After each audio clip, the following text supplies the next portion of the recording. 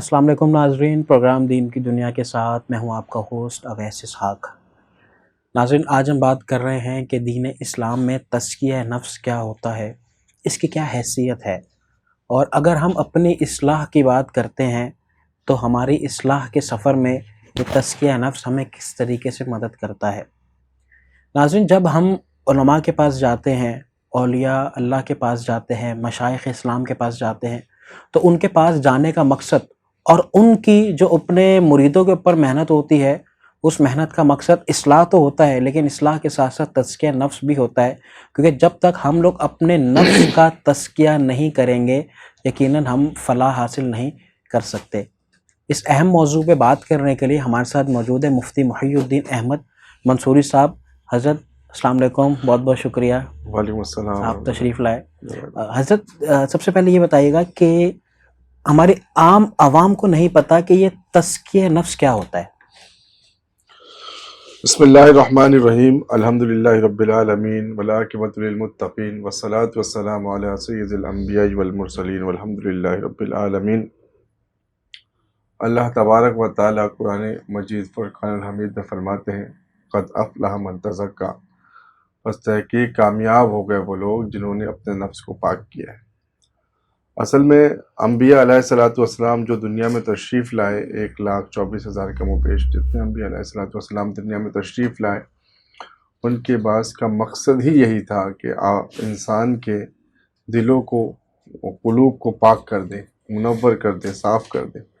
جب تک انسان کا دل صاف نہیں ہوگا وہ جہنم کی آگ سے نہیں بچ سکتا۔ اللہ اکبر۔ ایک دائمی زندگی ہے، زندگی کے بعد جس زندگی میں کبھی موت نہیں واقع ہوگی، وہ موت نہیں ہے اس زندگی میں، وہ زندگی ایک ہمیشہ کے لیے زندگی ہے۔ حدیث میں ہے کہ روز محشر میں اللہ تبارک و تعالیٰ کے حکم سے موت کو ایک مینڈی کی صورت پہ لایا جائے گا، شکل پہ لایا جائے گا، ان کو پل صراط کے درمیان اس کو ذبح کر دی جائے گی، اور پھر فرمائیں گے کہ آج موت کو موت واقع ہو گئی، اللہ اب کوئی نہیں مرے گا بس۔ تو اس زندگی کی تیاری کا نام ہے تزکیہ نفس، یعنی انسان کے دل سے اللہ داخل ہو جائے دل میں، اور دل سے باقی مخلوق نکل جائے۔ بڑے مشائخ فرماتے ہیں قطع کلامی کی معذرت کہ دل اس حال میں ہونا چاہیے کہ دل اللہ اللہ اور اللہ کر رہا ہو۔ بالکل بالکل ایسا ہی ہونا چاہیے۔ ہم نے خیر بڑی باتیں کہتے ہیں کہ جو یہاں پہ کچھ بزرگ ایسے بھی گزرے ہیں جن کا دل کا جب آپریشن ہوا، انہیں آپریشن کرنے والے ڈاکٹر نے گواہی دی ہے کہ ان کے آپریشن کے بعد جب دل کو نکال کے تشتری پہ رکھا گیا تو اس پر سے بھی اس کے اندر سے آواز آ رہی تھی، اللہ اللہ اللہ۔ تو انسان اس قدر تو ایمان، کم سے کم ایمان کا مقدار یہ کہ یہ یقین تو ہو جائے کہ اللہ کے سوا کچھ بھی نہیں۔ اعمال جیسے بھی ہو یہ یقین ہونا بہت ضروری ہے کہ اللہ کے سوا کچھ بھی نہیں، اور نبی کریم صلی اللہ علیہ وسلم نے اسی پر تو محنت کی ہے۔ صحابہ اکرام رضی اللہ تعالیٰ عنہ کی جو جماعت ہے وہ پاک صاف جماعت ہے، اس جماعت کی دوسری جماعتوں اس پر مقدم ہونے کی وجہ یہ کہ ان کا دل صاف تھا۔ آپ نے کہا کہ یہ جو دل ہے ایک کلیدی کردار ادا کرتا ہے ایک مومن کی زندگی میں، تو سوال یہ پیدا ہوتا ہے کہ اس دل میں اللہ کی محبت کا آنا یہ کیسے ممکن ہے؟ دیکھیں، اس کے لیے تو اللہ کی محبت کا آنا کیسے ممکن ہے، بس اس کا آسان طریقہ جو صدیوں سے رائج ہے اور جس کی طرف ہم متوجہ نہیں ہوتے، وہ یہ ہے کہ اللہ والوں سے دل لگا لی جائے۔ اللہ فرماتے ہیں کہ اپنے دل کو کسی ایسے دل کے قریب کر دو جس کے دل کے اندر اللہ ہو، اللہ اکبر، جو روشنی سے حاصل ہوتی ہے۔ تو یہ ہے کہ اب جو ہے نا، ہم نے کامیابی ناکامی کو دنیا کے میدان کو جج کرنے پر رکھ لیا ہے۔ ہم سمجھتے ہیں کہ یہی کامیابی اور ناکامی کا ذریعہ ہے، مگر حقیقت یہ ہے کہ اگر اللہ کو چاہیے، جیسے سبزی والے کے پاس جا کے آپ کو سبزی ملے گی، گوشت والے کے پاس گوشت، کپڑے والے کے پاس کپڑے، اور خوشبو والے کے پاس خوشبو، اسی طریقے سے اگر آپ واقعی میں اللہ کو چاہتے ہیں تو اللہ والے کے پاس جانا پڑے گا۔ جب تک آپ اللہ والے کے پاس نہیں جائیں گے تب تک اللہ حاصل نہیں ہو سکتا۔ لوگ یہ ایک اس زمانے میں یہ ایک المیہ کہہ لیں اس کو آپ، کہ لوگ جو ہے تصور کرتے ہیں کہ بس دین بہت آسان ہے، اور دین ٹھیک ہے آسان ہے، اللہ نے دین کو آسان کیا ہے، مگر دینداری تو تبھی آئے گی نا کہ دکانداری سیکھنی پڑتی ہے، تو دینداری بھی تبھی سیکھ پائیں گے آپ جب کسی اللہ والے کے قریب جائیں گے آپ. وہ حدیث بھی ہے نا حضرت کہ اللہ کے نزدیک کمزور مومن طاقتور مومن سے بہتر ہے. تو یہی تزکیہ نفس اسی کا نام ہے کہ انسان جو ہے اپنے دل سے گناہوں کو نکال دے، خواہشات کو نکال دے، دنیا کو نکال دے، اور اس آلودگی کو نکال کے اللہ کے نور اور پاکیزگی کو اپنے دل کے اندر بسا لے. اسی کا نام تزکیہ نفس ہے. اب سوال یہ پیدا ہوتا ہے کہ آپ نے ہماری آڈینس کو تو یہ چیز تو بتائی کہ بھائی تزکیہ نفس یہ چیز ہے، اس کی اہمیت یہ ہے، اور یقیناً دل پہ محنت کا نام ہے. لیکن اگر کوئی مسلمان اس تزکیہ نفس کو حاصل کرنا چاہتا ہے تو اس کے کچھ ذرائع کیا ہیں؟ ٹھیک ہے، اول تو سب سے پہلی بات تو یہ ہے، جیسے میں نے ابھی عرض کی ہے کہ سب سے پہلی بات تو یہ ہے کہ کسی شیخ سے اپنا تعلق کو استوار کر لے، مضبوط کر لے. سب سے پہلی بات تو یہ، استاد کے بغیر کچھ بھی حاصل نہیں ہو. یہاں پہ ویلڈنگ سیکھنے کے لیے استاد کے پاس جاتے تو دین سیکھنے کے لیے آپ نہ جائیں، یہ کیسے ممکن ہے؟ تو سب سے پہلے تو یہ ہے کہ استاد پھر رہنمائی کریں گے، اور پھر جو تصوف کے جو شیوخ ہیں انہوں نے جو چیزیں ہمیں بتائی ہے، ہم سننے میں آئے کہ اس میں سب سے پہلی بات تو یہ ہے کہ انسان جو ہے نا 4 چیزوں پر جو ہے نا اپنی زندگی کو اوڑھنا بچھونا بنا لے. ایک، کم کھانا، کم سونا، کم بولنا، اور جو ہے نا کم خواہشات کرنا. اللہ، یہ اگر 4 چیز کسی شخص کے اندر آ جائے نا، وہ خود بخود اللہ کی طرف اللہ کی ہر چیز پہ راضی ہے. یعنی کم سونا، یعنی اپنی نیند کو نیند سوئے جتنی میڈیکل کہتی ہے، جتنی آپ کے جسم کو، اس کے بعد کچھ حصے کو اللہ تبارک و تعالیٰ کے لیے خاص کر دیں گے. کم کھانا، یعنی کھائے اپنے جسم کو جتنی ضرورت ہے. ایسا نہ ہو کہ بس اللہ کی نے نعمت عطا کیے تو کھاؤ. ہم نے تو دنیا میں ایسے لوگوں کو دیکھا ہے کہ جس کی آل و اولاد بھی اگر پیسے گننے کو بیٹھ جائے تو ان کے مال و دولت کو گن نہیں سکتے پوری زندگی بیٹھ کے، مگر اللہ نے ان سے نعمت کو ایسے اچک لیا ہے کہ ان کے سامنے دوسرے مہمانان گرامی جو ہے دنیا جہاں کے برکتوں سے لطف اندوز ہو رہے، وہ بیچارہ بھنڈی اور دال کھا رہے. ایسے لوگ بھی اس وقت بھی عالم میں موجود ہیں. یقیناً اس معاملے میں میں سمجھتا ہوں شکر گزاری بہت بڑی چیز ہے. اور یہ ہو گئی. تیسری یہ ہے کہ کم بولنا. ایک تو ہمارے یہاں کچھ بھی بولنے کی عادت ہے، اور یہ جو ایک اس صدی میں بالخصوص اب جو ایک المیہ ہے، اس المیہ سے محفوظ بھی کوئی نہیں رہ سکتا. جیسے فیس بک وغیرہ اس دیگر جگہ آ گئے، یہاں پہ ہر آدمی سمجھتا ہے کہ اظہار رائے دہی میرا حق ہے اور میں کہہ سکتا ہوں، مجھے اللہ نے زبان دی ہے، مگر حقیقت یہ کہ سب کچھ کہنا یہ عقل مندی نہیں ہے. اللہ، مگر کسی کو سب کو معلوم ہو. بس صحابہ اکرام رضی اللہ تعالیٰ عنہ ایسے تھے، یقین کریں حفیظ بھائی، ان کی زندگی ایسی تھی. آپ فرمایا آپ نے کہ اب بتاؤ کہ اس میں کیا ہے. صحابہ اکرام کو پتہ بھی ہو مگر وہ خوف کرتے تھے کہ ایسا نہ ہو کہ ہم کچھ غلط بتا دیں، تو وہ کہتے ہیں کہ اللہ اور اس کے رسول بہتر جانتے ہیں. اکثر سوالات کے جواب میں صحابہ اکرام کے یہی جواب تھے کہ اللہ اور اس کے رسول بہتر جانتے ہیں، اور پھر آپ علیہ الصلوۃ والسلام مسکرا کر جواب دے دیتے. صحابہ اکرام نے ایسے حاصل نہیں کی. تو یہ، اور یہاں اب المیہ یہ ہے کہ سامنے شیخ بیٹھا ہو، کوئی بڑا آدمی بیٹھا ہو جس نے پوری زندگی جو ہے نا دین کو سیکھنے اور سکھانے پہ صرف کی ہو، اس کے سامنے ایک باولا ٹائپ کا آدمی بھی بیٹھا ہوگا. وہ اپنے فیلڈ کا ماہر ہوگا مگر دین کے بارے میں سے کچھ نہیں پتا ہوگا، مگر وہ اس کے ساتھ جو ہے بحث کرنے لگ جائے گا. مطلب یہ کہ اب یہ ہے کہ کم بولنا، یہ کم بولنے کی والی صفت جس کے اندر آ جائے نا، وہ ہر چیز سے محفوظ ہے. بہت بڑے بڑے گناہ ہیں ہمارے معاشرے میں بالکل جو زبان سے تعلق رکھتے ہیں. یہ جو نا زبان کی لگائی ہوئی آگ، یہ کوئی معمولی آگ نہیں ہے. دیکھیں امی عائشہ صدیقہ رضی اللہ تعالی عنہ پر جب تہمت لگی، وہ تہمت کیا تھی؟ زبان کی لگائی ہوئی آگ تھی نا. زبان کی لگائی ہوئی آگ تھی کہ صحابہ جیسے محترم اور مکرم صحابہ بھی جو ہے مسجد میں بحث مباحثے پہ اتر ایک دوسرے کے، اور نبی کے سامنے بیٹھے تھے. زبان کی لگائی ہوئی آگ تو تھی کہ عبداللہ بن ابی نے جو زبان سے لگا دی کہ یہ ہوا. صحابہ اکرام پریشان. نبی کریم صلی اللہ علیہ وسلم محراب پہ کھڑے ہو کے فرما رہے کہ مجھے بعض لوگ جو مجھے اور میرے خاندان کی وجہ سے مجھے تکلیف دے رہے، میرے اہل و عیال سے کے ذریعے سے مجھے تکلیف دے رہے، ان کو ستا کر تکلیف دے رہے. تو یہ زبان کی لگائی ہوئی آگ تو تھی. تو یہ کم بولنا، صحابہ اکرام رضی اللہ تعالیٰ عنہ کے مزاج گرامی تھے کہ وہ انتہائی کم گو تھے. آپ علیہ الصلوۃ والسلام ضرورت کی باتیں کرتے، اور یہی وجہ ہے کہ ان کی پوری زندگی کو دیکھیں کہ شاید ہم لوگ مہینے میں جو بات کریں وہ پوری زندگی میں انہوں نے اتنی بات کی ہوگی. مگر ان کی تمام باتیں محفوظ ہیں, ہماری ایک بات بھی محفوظ نہیں ہے. محفوظ ہے. ہمیں خود ہی پڑھ لینی پڑتی ہے. ہمیں بعض دفعہ ہوتا یہ ہے کہ ہمیں خود پتہ نہیں ہوتا کہ ہم نے بھی کچھ کہا ہے. تو یہ ہے کہ حیثیت کم ہو جاتی ہے. حیثیت کم. دیکھیں اصل مسئلہ یہ کہ تزکیہ جب ہو نا, تزکیہ انسان کو بلندی پر لے کر چلا جاتا ہے. تزکیہ انسان کو ایک نئی زندگی, نئی روح عطا کرتی ہے. حضرت عمر بن عبدالعزیز رحمۃ اللہ علیہ جب خلیفہ نہیں بنے تھے, جب ان کو معلوم ہوا کہ جو وقت کے جو خلیفہ ہے ان کا انتقال ہونے میں, ان کے سسر تھے, تو انہوں نے کہا کہ ممکن ہے کہ میرا نام آئے. ایسے خوف زدہ ہو گئے, وہ جا کے کہا کہ اگر میرا نام اس ڈبے کے اندر ہے تو اس ڈبے سے میرا نام کو ہٹا دے. یہ خشیت تھی, خوف تھا. اور پھر جب معلوم ہوا ان کو کہ ان کے نام اس میں اندر جو ہے ڈبے کے اندر ان کا نام ہے, جب خلافت اللہ نے ان کو عطا کی, اس سے پہلے کی زندگی کو آپ دیکھیں تو وہ جس گلی سے گزر جائے تو وہ گلی خوشبو سے معطر ہو جائے. اور ایسے بہترین کپڑا پہنتے تھے کہ پورے عرب میں ویسے کپڑا پہننے والا کوئی نہیں تھا. اچھا. عبداللہ بن عمر رضی اللہ عنہ کی, جو عمر بن عبدالعزیز رضی اللہ عنہ کی, اور ایسے شہزادے تھے پورے.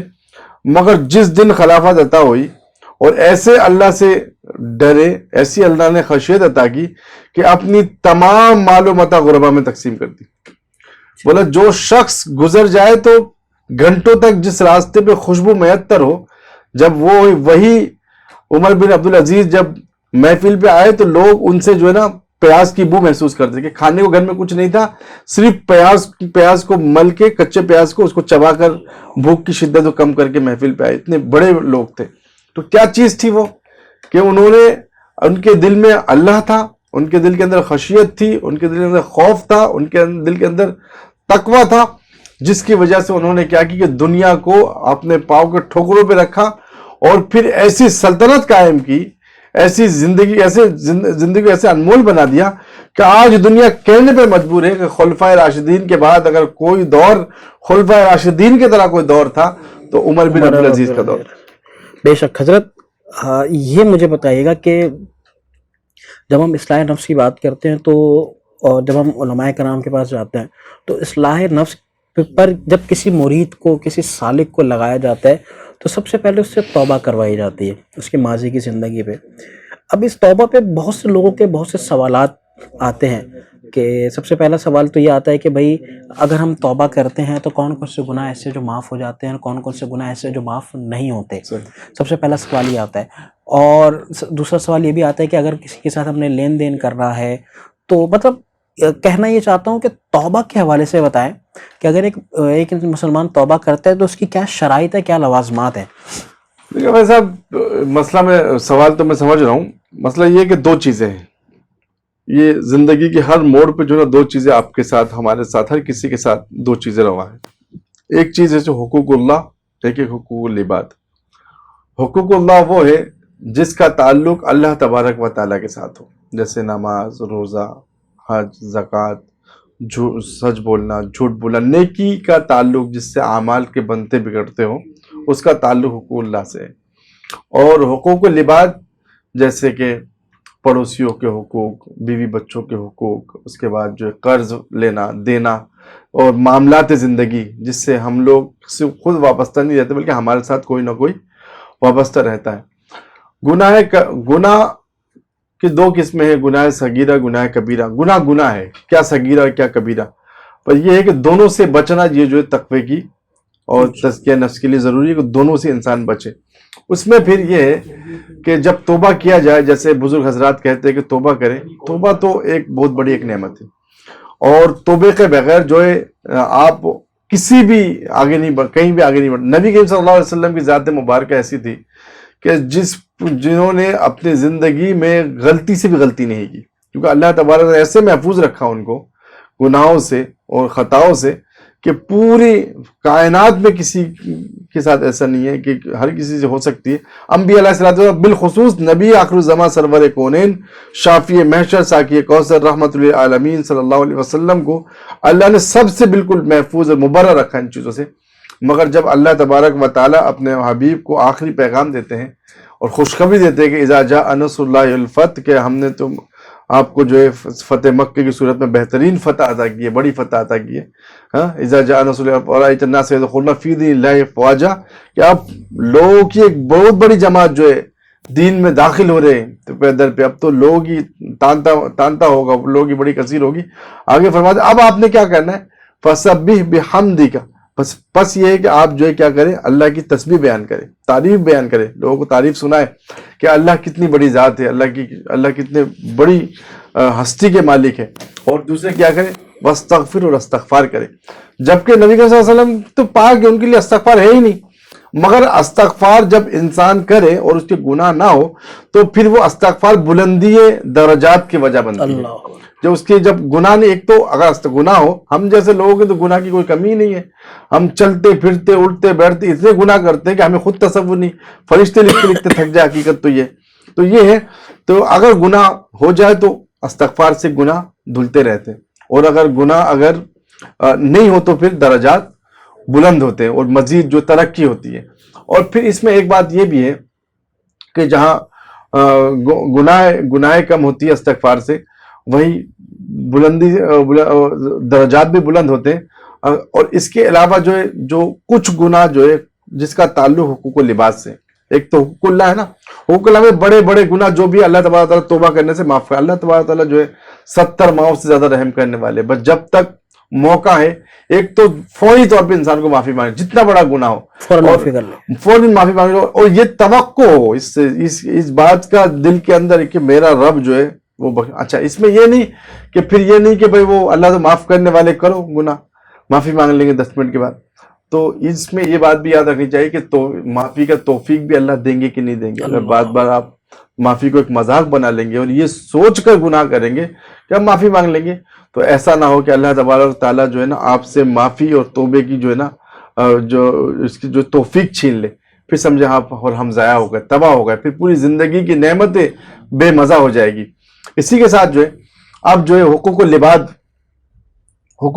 جو ہے ہمارے حقوق و لباد میں یہ ہے کہ جس کا تعلق گھر سے ہے، رشتہ داروں سے ہے، لین دین سے، اگر وہاں پہ ہم کوئی گڑبڑ کرتے ہیں تو اس کا معافی تو وہ خود کرے.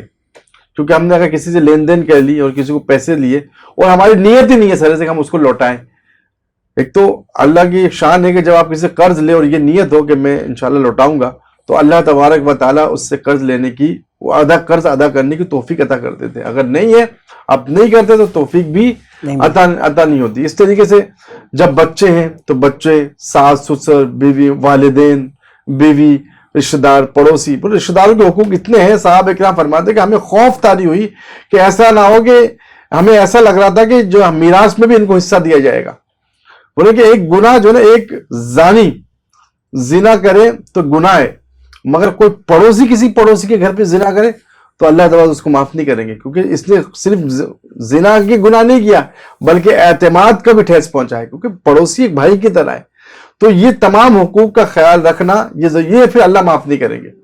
پھر یہ جو نا وہی بندہ جو معاف کرے گا روز محشر میں، اس کے نیکیوں کو، اس کے گناہ، اس کے جو اعمال، اس اعمال کے بدلے اس کے نیکیوں کو اس کو دے کر جو ہے چھٹکارا حاصل کرے گا. تو یہ بہت بڑا مسئلہ ہے. دیکھیں دنیا میں بیٹھ کے تو سارے مسئلوں کا حل ہو سکتا ہے، آخرت میں ایک ایک نیکیاں جو ہے نا وہ احد پہاڑ سے زیادہ وزنی ہوگی اور مہنگی ہوگی. آپ جیسا ہم وہ لمحے کو جو قیامت کے وحشت کو حدیث میں موجود ہے نا، اس کو پڑھے، اس کو دیکھیں کس قدر وحشت ناک لمحہ ہوگا. بس وہ تو سکون ان کے لیے جس کے پاس ایمان کی جو ہے نعمت ہوگی، جس کے بعد نبی کریم صلی اللہ علیہ وسلم کی شفاعت ہوگی، جس کے بعد جو ہے سلسلہ ہوگا، جس کے بعد جو ہے نیکیاں ہوگی، اس کے لیے تو سب کچھ ہے. اگر جس کے بعد یہ سب کچھ نہ ہو تو اس کے لیے بہت مشکل ترین لمحہ ہوگا. ٹھیک ہے حضرت، مجھے یہ بھی بتائیے گا کہ آخری سوال ہے، مجھے یہ بھی بتائیے گا کہ ہمارے معاشرے میں اگر خواتین بھی تزکیہ نفس کی طرف جانا چاہتی ہیں، ایک چیز تو ہم نے دیکھی ہے کہ ہمارے معاشرے میں خواتین کا دین کی طرف رجحاؤ کم ہے، تو اگر خواتین کو تزکیہ نفس کی طرف لے کے جانا ہے، اصلاح کی طرف لے کے جانا ہے، تو شریعت اس حوالے سے کیا کہتی ہے، اور مردوں کے ساتھ کس طریقے سے معاملہ چل سکتا ہے؟ دیکھیں اویس بھائی، یہ بڑا ایک اچھا سوال ہے. میں گزارش کروں گا آپ سے کہ مردوں کے مقابلے میں عورتوں کے لیے دین کو اپنانا اور اللہ کو راضی کرنا زیادہ آسان ہے. عورتوں کے لیے آسان ہے؟ عورتوں کے لیے آسان ہے. اچھا. عورتوں کے لیے یہ ہے کہ ایک تو عورتوں کی طبیعت نرم ہوتی ہے تو اللہ تبارک و تعالیٰ ان کے ساتھ نرمی کا معاملہ بھی فرماتے ہیں. مگر افسوس یہ ہے کہ پھر خواتین جو ہے اس میں بہت پیچھے ہیں اس معاملے میں. خواتین جو ہے مردوں کو مطلب خواتین دین کو اپنانے میں بہت پیچھے ہیں.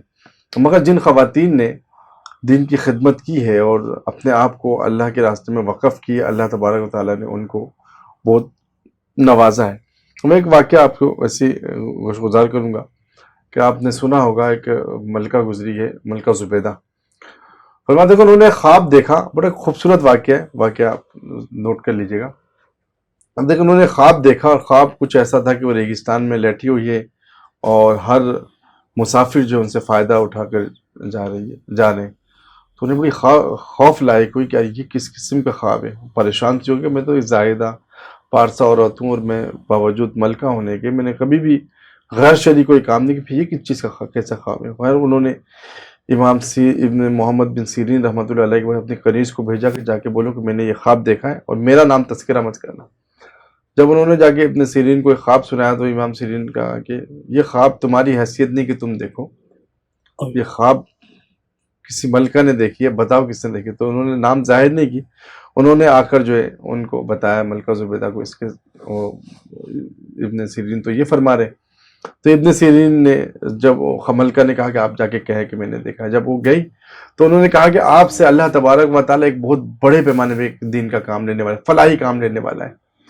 تو بڑی خوش ہوئی کہ بظاہر خواب تو بہت اتنا بیکار تھا مگر تعبیر اتنی اچھی کہ وہ بالکل. خیر وہ حج پہ گئی. حج پہ جانے کے بعد انہوں نے محسوس کی کہ حاجیوں کو پانی کا بہت بڑا پرابلم ہے، بہت مسئلہ ہے اور پانی کی وجہ سے حاجیوں کو بڑی دقت محسوس ہوتی ہے. تو انہوں نے وہیں بیٹھ کے عزم کیا کہ میں جو حاجیوں کے لیے پانی کا انتظام کروں گی.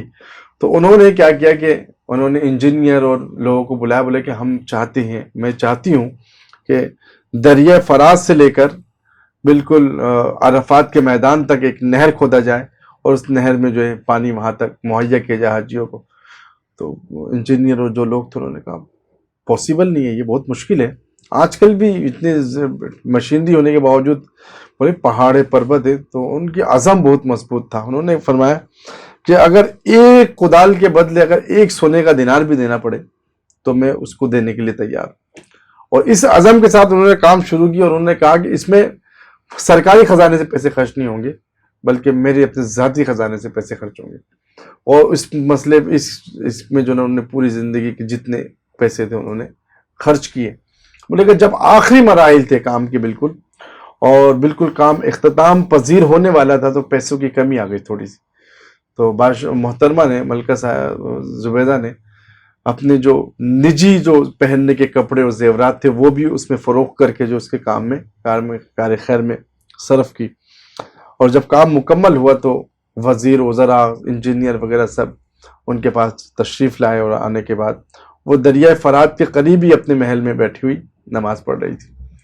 فرماتی ہے کہ وہ گئے اور جا کے کہا کہ یہ اس کام کاج کے حساب کتاب ہے جو نہر پہ خرچ ہوئے، یہ حساب کتاب آپ نوٹ کر لیں.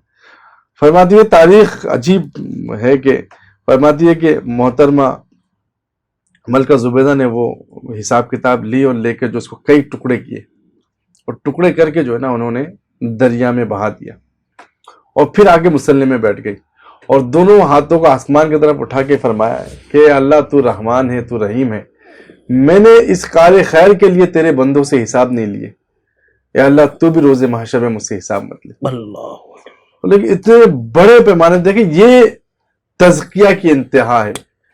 مطلب کہ اس کردار پر ہزاروں، یہ خاتون تھی نا ایک معمولی خاتون، مگر ہزاروں مرد ان کے اس ایک کام پر جو ہے اس کی نظیر پیش کرنے سے قاصر ہے. رابعہ بصریہ کو دیکھ لیں آپ، کتنے بڑے بڑے قلندروں کے نام آتے ہیں مگر رابعہ بصری کا اپنا ایک جدا گانا مقام ہے. امی عائشہ صدیقہ کی ایک جوتی پر پورے امت کے علماء کی اگر پگڑیاں رکھ دی جائے تب بھی کم ہے کہ امی عائشہ صدیقہ کیا شرف حاصل ہوا ہے کہ نبی کریم صلی اللہ علیہ وسلم کی گھریلو زندگی جو ہے امی عائشہ صدیقہ سے وابستہ ہے. اگر امی عائشہ صدیقہ کی زندگی کو آپ ہٹا دیں، ان کی روایت کو ہٹا دیں تو اسلام کھوکھلا ہو جاتا ہے بالکل. تو خواتین اپنے آپ کو دل چھوٹا نہ کرے. وہ خواتین کے لیے تو اسلام میں اتنی گنجائش ہے اور اتنی اسلام نے خواتین کو نوازا ہے کہ جس کی نظیر پیش نہیں کر سکتے. تو میں یہی کہوں گا آپ کے پروگرام کے توسط سے، اگر خواتین تھوڑی سی ہمت کرے اور تھوڑا سا ایک قدم بڑھائے تو اللہ تبارک و تعالیٰ کو پانا یا جنت کو پانا مردوں کے مقابلے میں 70 قدم بڑھانے سے قریب ہے. اللہ تبارک و تعالیٰ ہم سب کو قبول کرے، خاص خواتین کو حوصلہ عطا فرمائے. حضرت بہت بہت شکریہ ہمارے پروگرام میں تشریف لائے. ناظرین، پروگرام کے اختتام سے پہلے کچھ منقبت کے چند اشعار یہ آج پیش کر رہے ہیں. یاد میں تیری سب کو بھلا دوں، یاد میں تیری سب کو بھلا دوں، کوئی نہ مجھ کو یاد رہے، تجھ پہ سب گھر بار لٹا دوں، خانہ دل آباد رہے، سب کچھ اپنا تجھ پہ لٹا دوں، خانہ دل آباد رہے، تیرے سوا موجود حقیقی کوئی نہیں ہے، کوئی نہیں، تیرے سوا مشہود حقیقی کوئی نہیں ہے، کوئی نہیں، تیرے سوا معبود حقیقی کوئی نہیں ہے، کوئی نہیں. ناظرین، اسی کے ساتھ اپنے میزبان اویس اسحاق کو دیجیے اجازت. انشاءاللہ آپ سے ملاقات ہوتی ہے نیکسٹ ویک. اللہ حافظ.